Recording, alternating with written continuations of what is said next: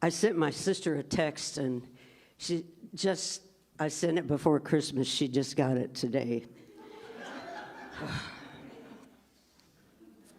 But she sent me back a thing, and she said, I love this. So this is the way we're going to begin this morning. If you've already heard this or read this on the internet, thank you, and just pay attention one more time. Good morning. Welcome to Flight 2024. We are prepared to take off into the new year. Please make sure your altitude, attitude, and blessings are secured and locked in an upright position. All self-destructive devices should be turned off at this time. All negativity, hurt, and discouragement should be put away. Should we lose altitude under pressure during the flight, reach up and pull down a prayer. Prayers will automatically be activated by faith. Once your faith is activated, you can assist other passengers. There will be no baggage allowed on this flight. The captain, God, has cleared us for takeoff. Destination greatness. Yes. So how do we get there? Well, I'm not sure. I know today I'm having a really good day, so I think I arrived at somewhere that I was really happy to be. I think that's part of it, don't you? Just arriving in a moment and going, wow, I'm really glad I did this in this moment. Because it's the only one we've got. It's the only one that we have been given, and I'll sing a song about that after church. It's not in the service program, and I'll mess everybody up if I do that. I can tell you it's easier for me to sing about than talk about most anything, because it's what I learned. It's how, as a little bitty kid, I learned to deal with my feelings. I bought a guitar so I could hide behind it. And I just found a peaceful place to be in my home where I could just sit behind that guitar and be into that guitar and be into that music. And I could get it, if I could get it right, then I could go downstairs and I could play it for them, and then they would join in, and there was peace in our home. It was an incredible thing. And the reason I'm telling you that is a moment of surrender. To just give it up and go, wow, it's everything that I've ever done got me to right here, right now. That's what surrender is. Just take a big deep breath and just let go. Now, I listened to last week's service, and I know Melinda had all of you choose a word that you would like to move into the new year with. And I had already given her surrender, and here I am moving into the new year with that one. So how many of you remember what word you picked last week? Hold your hands way up high. Okay, if you did not have a word, we're going to do some work with that word that you have after service today. I'm going to sing you a few songs, and I brought a thing that was gifted to me by Reverend Marcia Sutton, Reverend Dr. Marcia Sutton, and Reverend Dr. Lloyd Strom from some Sacred Days work. It's called a Fear to Faith worksheet. So while you're sitting here today, and I finished telling you what I'm, and what time are we supposed, I don't want to overtalk. That's what I don't want to do. Oh, we've got lots of time. Oh, good, okay. Praise God. Anyway, I would love for you to come and have that experience, because it's really cool. It's a guy who was an engineer and turns the teaching into a cartoon. And cartoons I can understand. So I'm grateful for that work. I like to tell stories because I think stories are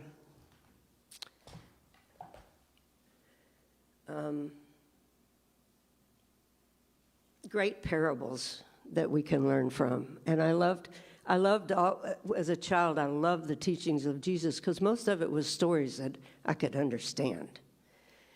And there was, if we're talking about surrender, I was reminded of that story, and I may not tell this perfectly, but there was a boat in the harbor, and it was headed to go into bay. And if you've heard this story, just imagine this in surrender.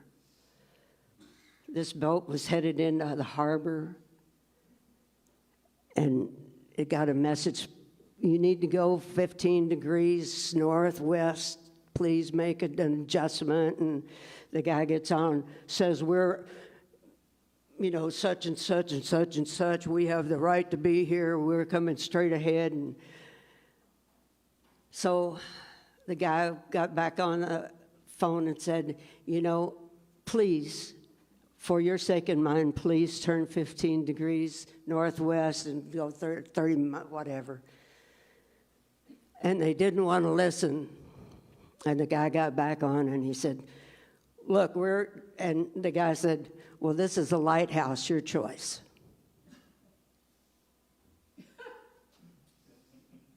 So, in surrender, are you surrendering so you don't have to run into a lighthouse to get the message? That's what the deal is. I hope not. I know for myself, I've had a couple of things. A year ago, I fell out of bed and broke a collarbone, and I wasn't drinking either, just in case you were going to ask. And then I had the unique pleasure of being in North Dakota this September, and I fell and broke my hand. By the grace of God, I can still play guitar. That's all I care about. I couldn't hit you with my left fist, but I wasn't going to anyway. So it's just wonderful to, and I asked my God for my plan for this coming year was to have easier lessons. Because if you think they weren't one, I can look right through that and know exactly what my lesson was and all of that. So I'm asking for easier lessons this year for sure. I turned 78 this year. And I was, 2 days after I turned that in July, I was walking with my friend Ray Reed, who came down with me again. He loves it to come here to church, so he brought me down, and I said to him, Ray, I have no idea what I'm doing this year. I said, because I never thought I'd live to be this old. And I truly hadn't thought about that. So, of course, this has been a great year of surrender, and I'm telling you, I finally did some stuff at my house, and I feel, I moved in and retired, and I've traveled more than I've ever traveled my whole life. So surrender and just go with the flow and do what works for you this year. Just surrender to little moments like, I've always wanted to just hug that person and just walk up and hug them. Ask them first, but give them a hug. Be kind. But give them a hug. Because that's what Jesus has asked us to do. That was the one thing that I loved in the story. Just love God first and love one another with all your heart and your mind and soul as you love yourself. And that part about loving yourself, well, that takes some work, doesn't it?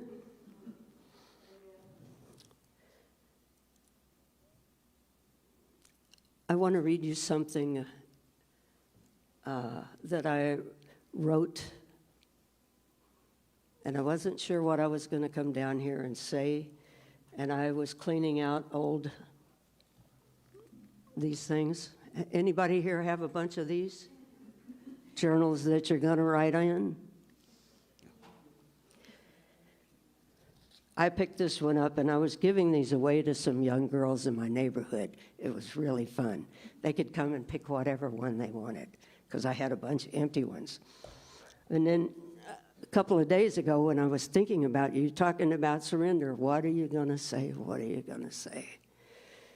And I picked up this journal. And I thought, well, you checked all the front pages, but you didn't check the back. And sure enough, I picked up this journal, and here was the back page, and this is what it said. My mind has been totally washed with grooves like water in a stream that eats away at the banks. The patterns become wider and more deep, that it takes some incident as profound as a flood to push in and make a different direction. I now look at my life as eternal, and each moment being that first of my eternal life. Ernest Holmes said, "There was no reincarnation, for there is no beginning, and there is no end. Welcome to now." And the other saying is, I said Al said, and I don't know who Al is, have no idea. Live each moment as it is your last, but plan like you're going to live forever.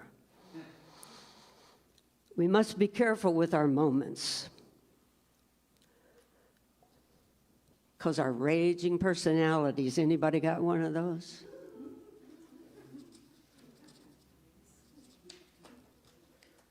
Will come in and take a moment and take our plan and send us back in our old tailspin. Anybody ever do that? Get sent back into your old tailspin?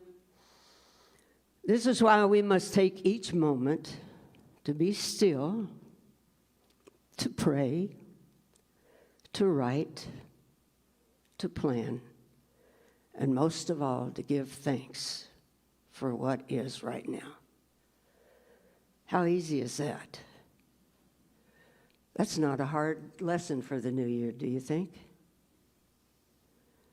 I'm going to read those again, and I want you to pick one that you'll commit to this year. Just one thing that you haven't been doing.